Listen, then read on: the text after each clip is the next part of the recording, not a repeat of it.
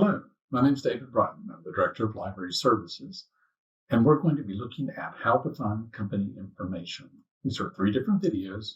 One's on company, one on marketing, and then one on doing other research analysis using companies.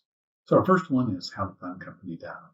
If you wish to get in touch with me, my information is on the screen, my email, my phone number. This is also on the library website.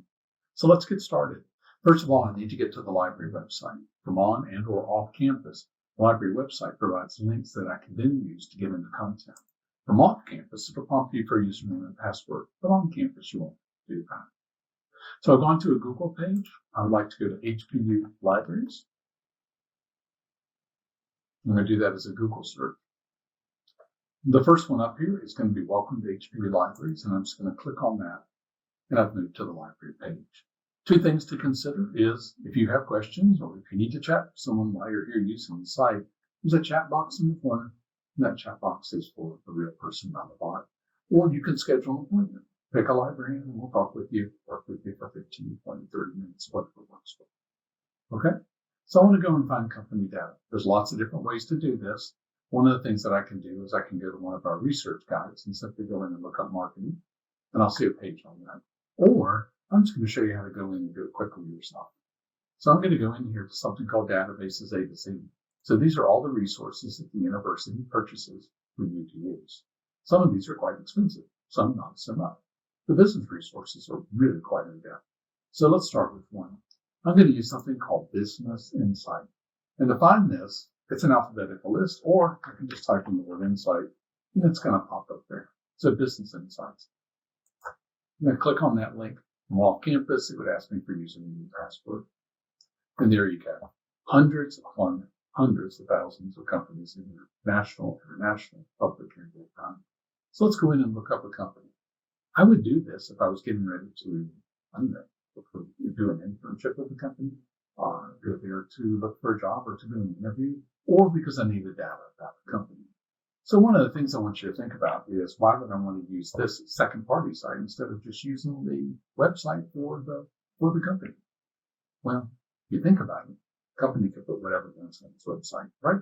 But here you're looking at second data, right? Something data that someone's looked at and done an analysis of.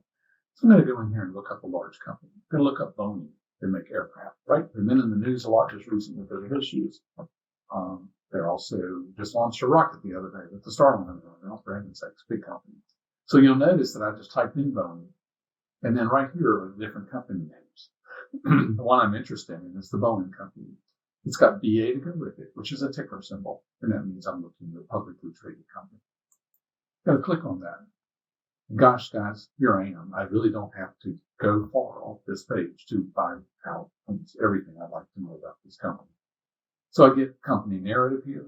On the right-hand side, I'm seeing the SWOT analysis. What are their strengths, their weaknesses, issues in the company? As I scoop down, I can see things like their financial information, right? I can see full financial data if I would like to. I can also go in leadership, company history, and chronology. Depending on how large the company is, you'll have less or more information on this page. But anyway, you get the idea. It's a quick place to come and find data. Stock information is included here also. A little further down, financial performance. They've got some headwinds right now, but they're going to be able to get through it, I'm certain. But one of the things that I find right away, a little bit further down on the left-hand side, is other companies which do the same thing. So Airbus is the European version of Boeing, if you will. General Dynamics, SpaceX, and so forth. So I want to tell you something that's a little bit awful, and that's this piece on the right-hand side. This is 336-411 for aircraft manufacturing. The federal government, through its tax program, provides all companies a number, and that number is their industry number, and it's often called a NAICS code. So NAICS, you can see that right down here. And what it does is all companies get one of these codes. So once a company is formed, it gets a code, it pays taxes. As a researcher, one of the things that I then know is that if every company has one of those codes, all I need to do is know the code to be able to find all the other companies. So if I want to interview with Boeing, I might also like to interview at Bombardier, Northrop Grumman, or one of the other aircraft companies. They all do the same sort of thing. Notice there's a lot of other codes here, and there's bunches of these codes. Gosh, this is one for guidance missiles and space exploration. When I click on this code, 336411, it takes me in and I get to see a little bit about the industry, and I can see other areas of that. All of these are clickable, and all of these are long narratives. On the right-hand side, not only now do I get to see just a handful of companies, but I get to see companies from all over the world that are in that area. If I'd like to see more or actually view all, I literally get to see hundreds just by clicking on view all. Other codes are on the left-hand side here, and I can click into those if I would like to as well, as a way to go in and find more information about the company that I'm interested in. I can click on all of those, and they'll simply pop open and give me the same narrative.